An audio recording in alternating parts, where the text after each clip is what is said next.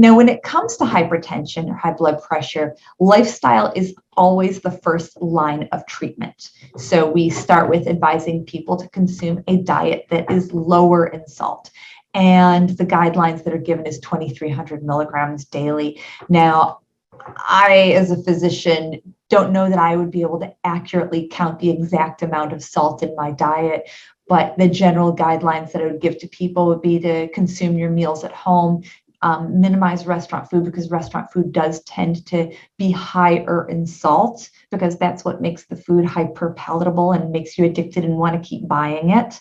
And also to watch out for packaged foods and soups and heavy sauces that tend to have a lot of salt in them. Exercise is important. Aerobic exercise in particular is potent in lowering the blood pressure. Weight control. So losing weight, if you are overweight, will actually lower your blood pressure.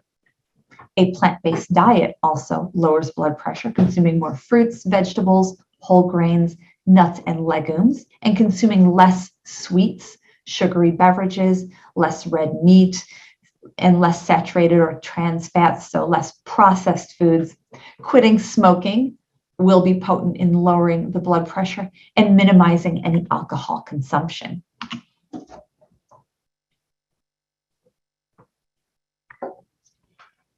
Now, blood pressure is definitely something that is impacted by diet.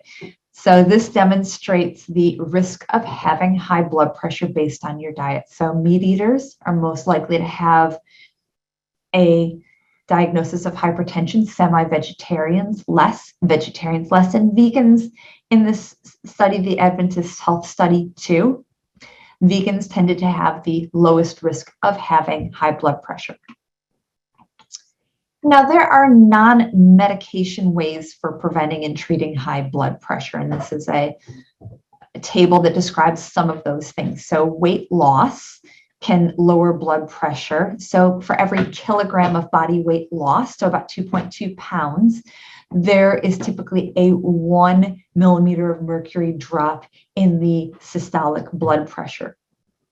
A healthy diet, particularly the DASH dietary pattern, which we'll talk about in a moment, also significantly lowers blood pressure. Reducing dietary sodium, consuming more potassium. So foods that tend to be more potassium, fruits and vegetables tend to have more potassium, and eating these foods helps to also lower the blood pressure. Physical activity, we talked about aerobic activity, but even resistance training or weight lifting can help to lower the blood pressure. And then decreasing alcohol consumption. Now, this slide is a little bit dated because it says men less than 2 drinks daily and women less than 1 drink daily. And really the advice at this point is less than 1 drink daily for both men and women. Now, back in the day, before there were blood pressure medicines, there was Dr. Walter Kempner's rice diet. So Dr. Walter Kempner did some research. This is back in the early 1940s when there were no medications available to treat high blood pressure. He put his patients on a diet that consisted of white rice, juice, fruit, and sugar. And patients on this diet saw a very drastic improvement in their blood pressure and a drastic drop in their weight. Other benefits is that their cholesterols were lower. Those who had enlarged hearts as a consequence of high blood pressure had a decrease in their heart size. And there was also reduction in retinopathy or damage to the eyes, which can be a consequence of high blood pressure. Now, what's in this rice diet? So it's almost entirely rice and fruit. It's very low in protein, less than 20 grams of protein per day, contains about 2 to 3% fat, and is exceedingly low in sodium, 150 milligrams of sodium. And on this diet, people were encouraged to exercise. So this is one patient who was put on this diet. So you can see towards the left of the graph, in 1945, you can see that his blood pressure was very high. It was hovering around 200 over 120, which is pretty dangerous. he was put on the strict rice diet, and after a few months, his blood pressure came down. He had the luxury of having a quarter of a tomato added daily to his diet. And then as his blood pressure continued to drop, he was permitted an ounce of meat 4 times a week. And ultimately, over the course of 9 months, his blood pressure was controlled with Dr. Walter Kempner's rice diet. It's a little bit draconian, but it certainly did the trick. These are a couple of Dr. Kempner's patients. You can see what they looked like before and what they looked like after. And the diet clearly led to a very significant loss in weight.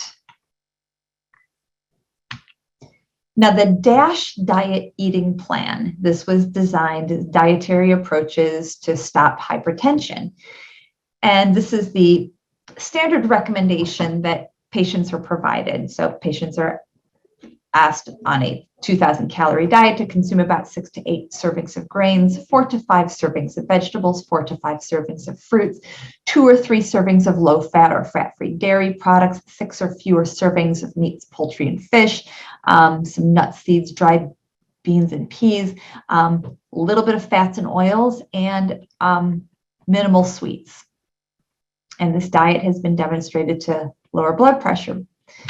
Now, the rationale of this, in their paper about the DASH diet, what the authors say, I find fascinating, is they basically admit that a vegetarian diet is the way to go, but they don't think people can do it. So they say in their paper, the diet design goals were to create patterns that would have the blood pressure lowering benefits of a vegetarian diet, yet contain enough animal products to make them palatable to non-vegetarians. So there are other approaches to treating high blood pressure, and I'd like to provide these as options to my patients before I provide pills where they may be necessary. So relaxation definitely is potent in lowering the blood pressure. Yoga, Tai Chi, Qigong, meditation. There's data that all of these things actually do lower the blood pressure a little bit. Supplements can help to lower the blood pressure, things like coenzyme Q10, omega-3 fatty acids, L-arginine, hibiscus tea, ground flax seeds. I'm going to briefly talk about blood pressure medications, and the caveat that I give to anybody who I put on a blood pressure medicine is that medicine is never a forever thing. Blood pressure and lifestyle are fluid, and as people may improve their diets, improve their lifestyle, they may not need blood pressure medication, but perhaps at the time that I'm seeing them, their blood pressure is not controlled.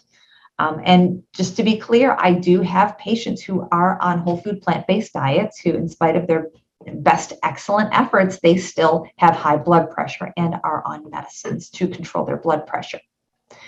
Now, the first line of choices for blood pressure typically are thiazide diuretics, so things like hydrochlorothiazide or chlorthalidone. There are other medications called ARBs or ACE inhibitors. These are good choices, or calcium channel blockers like amlodipine, felodipine, or diltiazem. These are the first line choices. Beyond that, there are other options. There are medicines that are called beta blockers, such as metoprolol or carvedilol, that can be used if another medication is needed, or if there's another condition like congestive heart failure, arrhythmia, or coronary artery disease.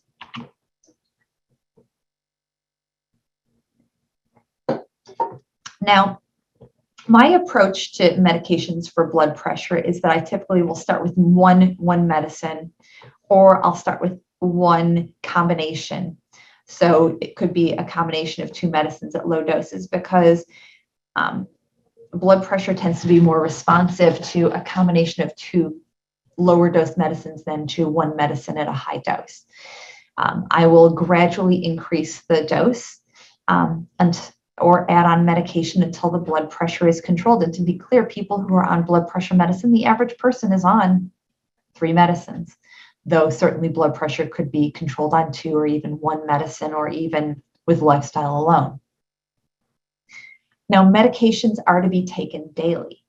for blood pressure than not to be taken as needed. I have patients who come back to me and say, I checked my blood pressure was good, I didn't take my medicine. But then their blood pressure the next day is high, and so they take their medicines. Their blood pressure yo-yos up and down because they choose not to take their medicine when their blood pressure is under good control.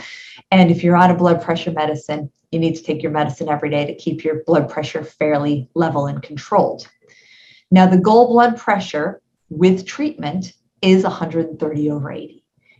The goal of treatment is not 120 over 80. Now, 120 over 80 or less in a normal person means you don't have high blood pressure, but we don't have data to treat blood pressures to that low of a level. Now, why might the blood pressure not be controlled? If somebody's not taking their medicines, that's pretty obvious. I know often people are hesitant to take medications and often need a fair amount of reassurance that blood pressure medication that they're prescribed is safe. They may not be taking their medications properly. So there are some medicines that might be twice a day and somebody may be taking it only once a day, and that's not going to be effective. A diet that is high in salt, that's going to make blood pressure much harder to control. Pain, anxiety, stress, these are all things that drive up the blood pressure.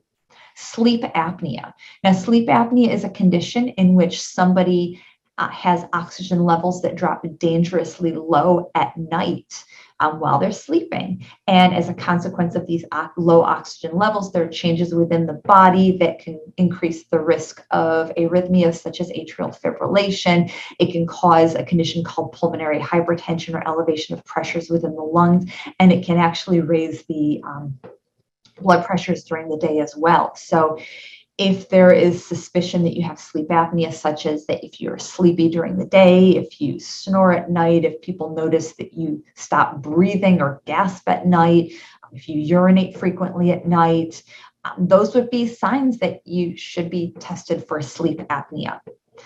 Alcohol consumption, so binge drinking, even just drinking once a week and drinking a whole lot, or drinking heavily throughout the week. These are both things that will raise the blood pressure. Weight gain, as we talked about with treating hypertension, weight loss lowers the blood pressure, but weight gain raises the blood pressure. And then overzealous blood pressure checking. I think that some people who tend to be a little bit more anxious will check their blood pressures multiple times per day. I mean, I get the occasional patient who says, well, I was not feeling so good. I had headaches, so I checked my blood pressure and it was high.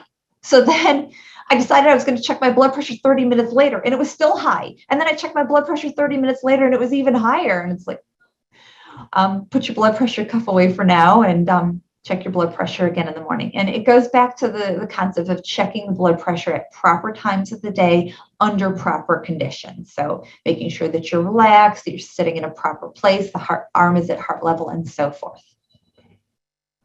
So how I get my patients' blood pressures under control, I like to set realistic expectations.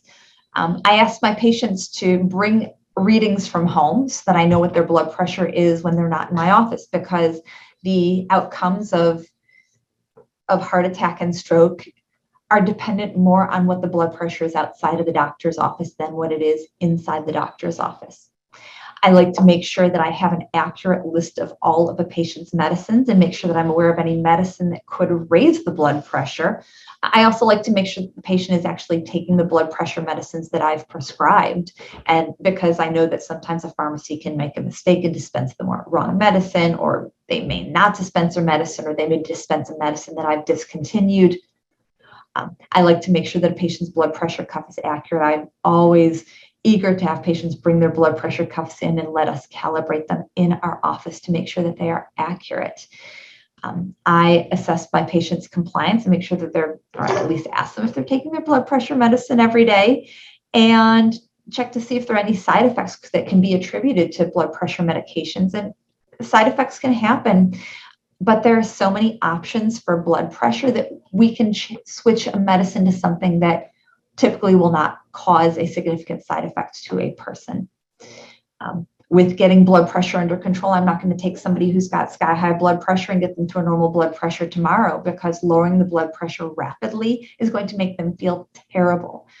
The body is in this person used to a very high blood pressure, and we need to get that body gradually lower, accustomed to a lower and more healthy blood pressure. So I will make gradual changes, especially in older people, to their medications to get them to goal. I am somebody who is very vigilant about reinforcing lifestyle choices. So with every visit, we talk about diet, we talk about exercise. And I'm very much somebody who encourages communication between me and my patients between visits, either with phone calls or through my office patient portal. If somebody is having an issue and feels that their blood pressure medication is causing a problem, I like to know about it before I see them for a visit in the future.